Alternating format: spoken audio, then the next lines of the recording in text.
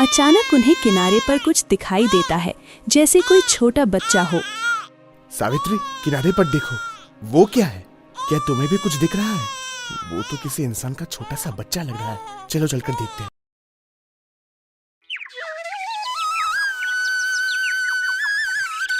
ये कहानी शांति ग्राम की है। वहाँ एक पति पत्नी रहते हैं, जिन्हें लोग बिमल और सावित्री के नाम से जानते हैं। वे बहुत गरीब हैं, लेकिन दिल के बहुत दयालु हैं। वे दूसरों के खेतों में मजदूरी करते हैं। उनका अपना भी एक खेत है, लेकिन वो बिल्कुल उपजाऊ नहीं है, इसलिए वे दूसरों के यहाँ काम करते हैं। सावित्री, आज का दिन तो बहुत ही खराब निकला। हमें कहीं भी काम नहीं मिली। बस एक जगह काम मिला और थोड़े से ही पैसे मिले। इतने पैसे में हम क्या खाएंगे और क्या पहनेंगे? आप सही कह रहे हैं। हमें कई दिनों से खेतों में काम नहीं मिल रहा है। बस जैसे तैसे गुजारा हो रहा है। पेट तो किसी तरह भर ही जाता है, पर कुछ ही दिनों में त्योहार आने वाला है। मुझे चिंता है कि पिछली बार की तरह इस बार भी हम कुछ अच्छा नहीं कर पाएंगे। आजकल मजदूरी भी कम मिलने लगी है। अगर काम ज्यादा होता तो हम त्योहार अच्छे से मना लेते। आप परेशान ना होइए। जब ऊपर वाला हमें रोज पेट भरने के लिए खाना देता है, तो वो त्योहार मनाने का भी कोई रास्ता निकालेगा। उसने हमें ऐसे ही थोड़े ना छोड़ दिया है। जब त्योहार उसने बनाया है, तो उससे मनाने के लिए पैसे भी वही देगा। वही हमारा करता वर्ता है। अब चिंता मत कीजिए। बिमल और सावित्री धीरे धीरे घर की ओर जाने लगते हैं। रास्ते में एक नदी पड़ती है। अचानक उन्हें किनारे पर कुछ दिखाई देता है, जैसे कोई छोटा बच्चा हो। सावित्री, किनारे पर देखो, वो क्या है? क्या तुम्हें भी कुछ दिख रहा है? वो तो किसी इंसान का छोटा सा बच्चा लग रहा है। चलो चलकर देखते हैं।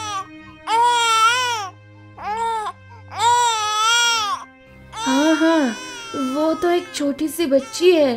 कितनी छोटी है ये। कौन इसे यहाँ ऐसे छोड़कर चला गया?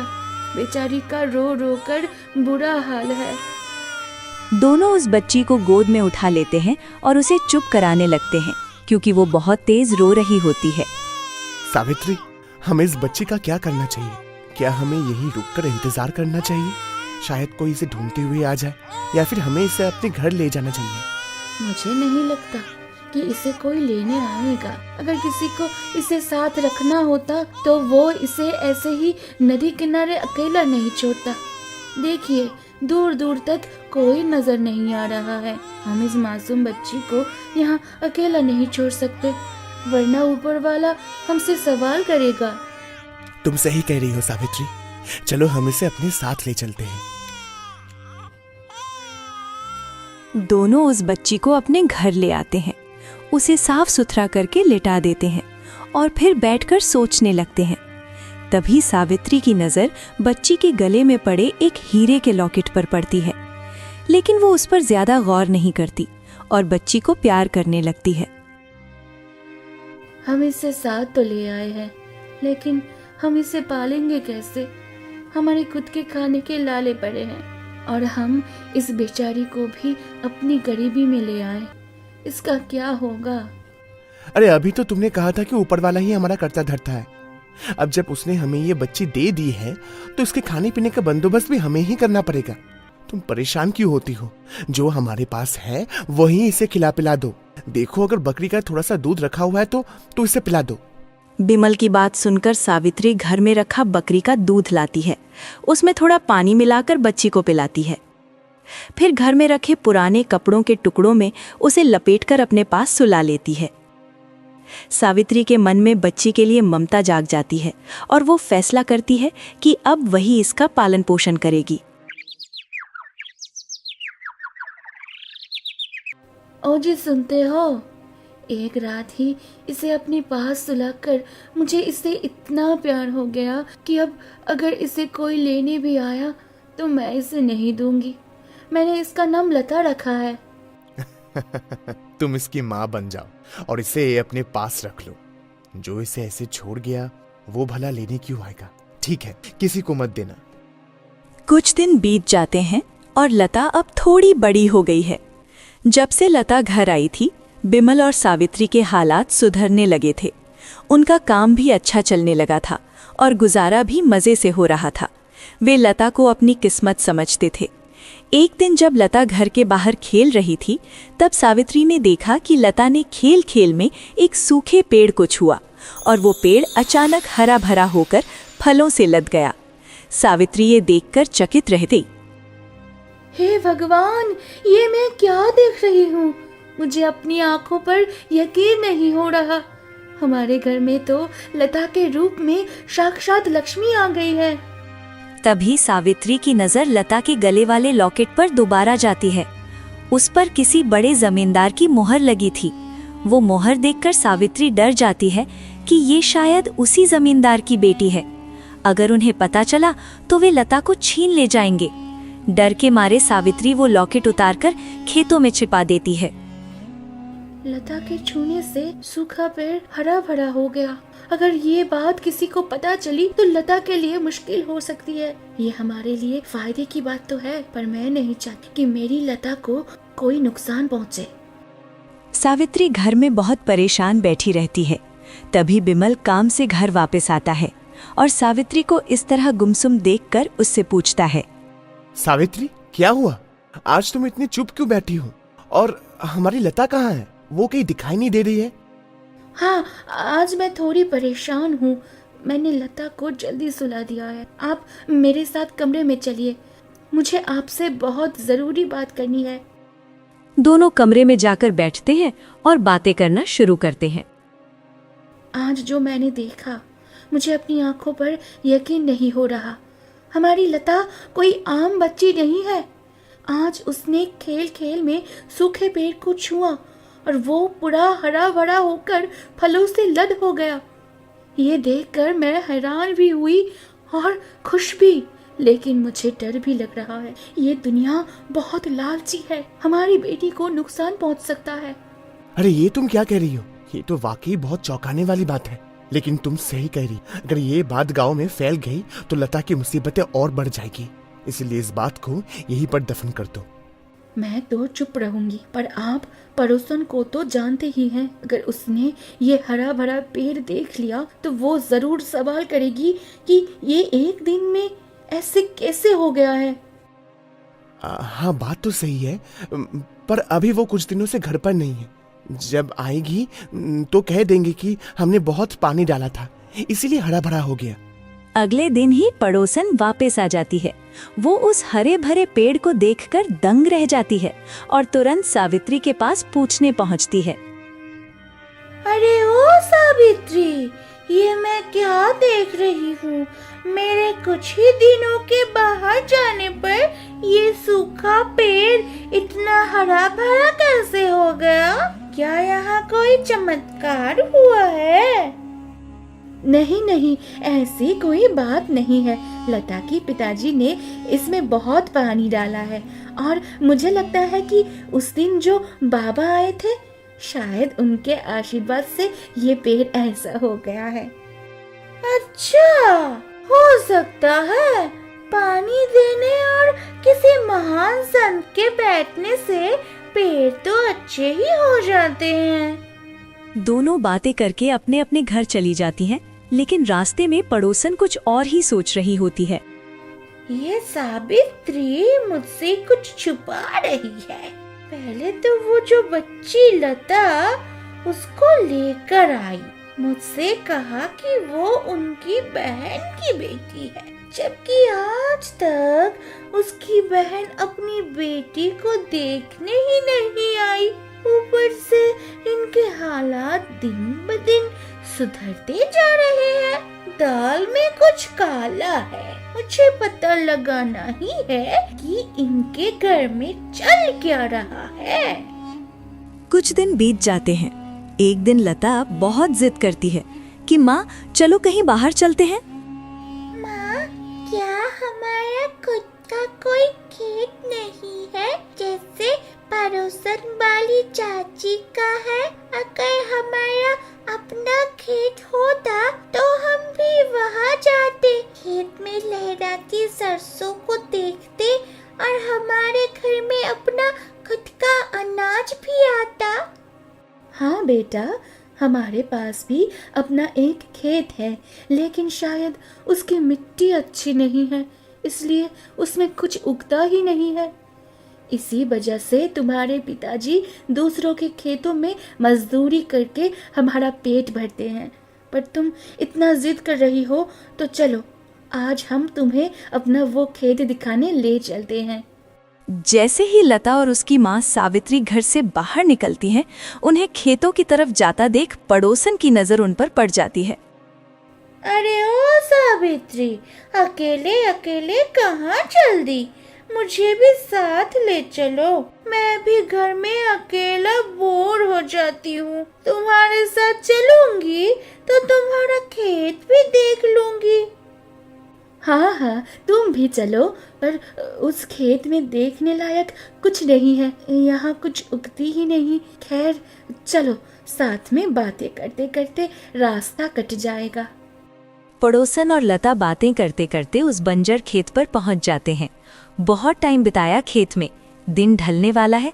फिर लता बोलता है, माँ, अब घर चलती है, पिताजी भी आने वाले होंगे। मैं बहुत थक गई हूँ, घर चलकर आराम करेंगे और खाना खाएंगे। वे तीनों वहां से घर लौट आते हैं, लेकिन लता के वहां से जाते ही रातों रात वो बंजर खेत जादुई रूप से हरा भरा हो जाता है। अगले दिन पूरे गांव में ये बात आग की तरह फैल जाती है कि सावित्री के बंजर खेत में एक ही रात में इतनी फसल कैसे उग गई। मैं बहुत दिनों से यही सोच रही थी, हो ना हो इस लता में ही कुछ बात है। इसके छूने से ही सब हरा भरा हो रहा है। मुझे पता लगाना ही होगा कि ये लता आखिर है कौन और कहां से आई है ये। पड़ोसन अब उनके घर पर कड़ी नजर रखने लगती है। वो चोरी छिपे उनकी बातें सुनने की कोशिश करती है। एक दिन जब बिमल और सावित्री घर में बात कर रहे थे, तब पड़ोसन ने सब सुन लिया। मैंने आपको एक बात नहीं बताई थी। जब लता हमें मिली थी तो उसके गले में एक लॉकेट था, जिस पर जमींदार केशव का नाम और उनकी मोहर थी। वो उन्हीं की बेटी है। मैंने वो लॉकेट उतार कर अपने घर के पीछे वाले पेड़ के नीचे दबा दिया था, ताकि किसी को पता न चले। पर आज आपको बता रही हूँ, क्योंकि अब गांव में लता की चमत्कारियों की चर्चा होने लगी है। तुम्हें ये बात बता देनी चाहिए थी। मुझे भी बहुत पहले पता चला था कि जमींदार केशव की बेटी खो गई है।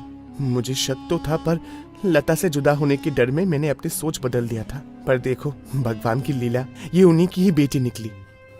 लेकिन अब ये बात किसी से मत कहिएगा। मैं अपनी बेटी को खुद से दूर नहीं कर सकती। अगर जमींदार को पता चला तो वो उसे ले जाएंगे। पड़ोसन ने जैसे ही ये सुना, वो तुरंत उस पेड़ के पास गई और जमीन खोदकर वो लॉकेट निकाल लिया। अब वो सीधे जमींदार केशव के महल की तरफ भागने लगती है। अगर मैं ये लॉकेट जमींदार केशव को दूंगी तो वो खुश होकर मुझे मुंह मांगी कीमत देंगे। मैं अमीर बनने का ये मौका हाथ से नहीं जाने दे सकती। पड़ोसन भागते हुए जमींदार के पास पहुंचती है और उन्हें सारी बात बता देती है। जैसे ही जमींदार केशव पड़ोसन की बात सुनते हैं, वे गुस्से से आग बबूला हो जाते हैं। उन्हें लगता है कि बिमल और सावित्री ने उनकी बेटी को चुराया है। वे तुरंत अपने सिपाहियों को बिमल के घर की तरफ भेजते हैं और उन्हें पकड़कर लाने का हुक्म देते हैं। सिपाहियों की एक टुकड़ी तुरंत उनके घर पहुंचती है। अरे आप लोग कौन हैं? इस तरह हमारे घर में क्यों घुस रहे हैं जैसे हम कोई चोर है? क्या बात है, कोई बताएगा? जमींदार केशव के सिपाही बिमल, सावित्री और छोटी लता को पकड़कर जमींदार के महल ले जाते हैं। तुम दोनों की हिम्मत कैसे हुई मेरी बेटी को इतने सालों तक छुपा कर रखने की? तुमने हमें बताया तक नहीं। हम तुम्हें कड़ी सजा देंगे और अपनी बेटी को वापस ले लेंगे। नहीं जमींदार साहब, हमने आपकी पुत्री को छुपाया नहीं था। वो तो हमें रास्ते पर लावारिस मिली थी।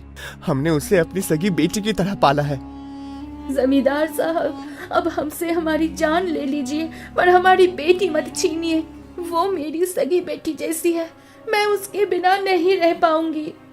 जमींदार केशव उनकी बातें सुनता है। उसे सावित्री के रोने पर दया आ जाती है, इसलिए वो उन्हें सजा तो नहीं देता, पर लता को जबरदस्ती अपने पास रख लेता है।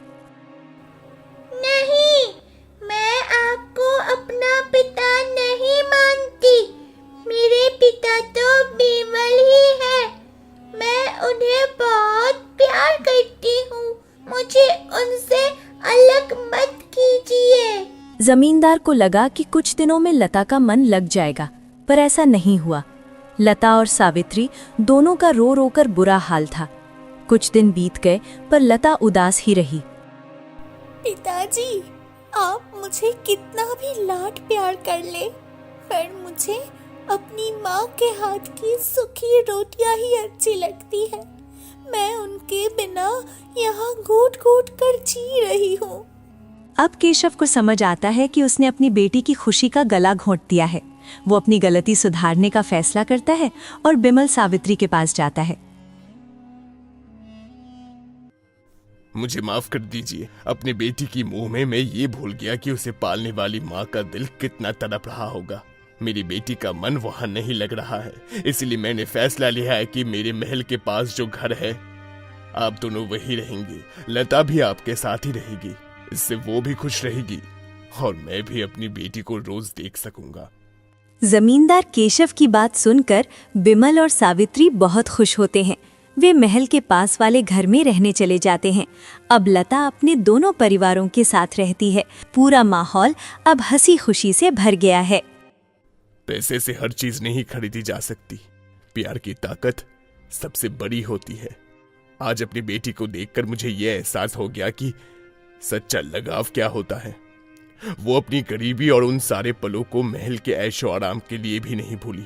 वाकई परवरिश का रिश्ता खून के रिश्ते से कम नहीं होता। गया और ईश्वर ने आज तुझे एक आम इंसान बनाया, पर मुझे अभी भी एक रानी बनाकर रखा, इस तालाब की रानी। परंतु अगर तुम रानी हो तो तुम हमारे साथ इतना अन्याय क्यों कर रही हो? क्या यह पूरा राज्य सुखी है? सिर्फ इसी तालाब में पानी है। क्योंकि मुझे बदला चाहिए था। मुझे बदला चाहिए था। मुझे आज भी याद है, आज से लगभग सालों बरसों पहले मैं यहाँ की रानी थी। इस पूरे साम्राज्य और आसपास के सभी राज्य हमारी निगरानी में थे, परंतु मुझे क्या पता था यह राजा विक्रम मुझे ठग लेगा। मुझे आज भी याद है, इसने मुझसे शादी करी थी, परंतु यह शादी सिर्फ एक समझौता था। समझौता मेरे पति और पिता के बीच में। दरअसल मैं कभी मां नहीं बन सकती थी। पिता नहीं चाहते थे यह सच्चाई खुले, इसीलिए उन्होंने अपनी संपत्ति के सौदे कर दिए।